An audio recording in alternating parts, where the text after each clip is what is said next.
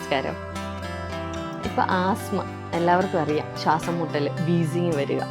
കുറേ പേർക്ക് ഇപ്പോൾ ഫീവർ വരുന്ന അതിൽ നിന്ന് വരുന്ന ഇൻഫെക്ഷൻ കാരണം ട്രിഗർ ചെയ്യാറുണ്ട്. ചിലപ്പോൾ അത് നേരത്തെ ഉണ്ടായിരുന്ന കണ്ടീഷൻസ് ഒന്നും കൂടെ സ്റ്റാർട്ടാവുമോ അല്ലെങ്കിൽ ആസ്മയായിട്ട് തന്നെ സ്റ്റാർട്ടാവുന്നുമുണ്ട്. അപ്പോൾ നമ്മൾ എന്തൊക്കെയാണ് ചെയ്യേണ്ടത് അതിന്? ഒന്നാമത്തെ കാര്യം, ഇൻഫെക്ഷൻസ് വന്നാൽ നമ്മൾ വൈകിക്കരുത് ട്രീറ്റ് ചെയ്യാൻ, ആദ്യം തന്നെ ട്രീറ്റ് ചെയ്യുക. അതേപോലെ തന്നെ സ്റ്റീം എടുക്കുന്നത് ശീലമാക്കാൻ പറ്റും.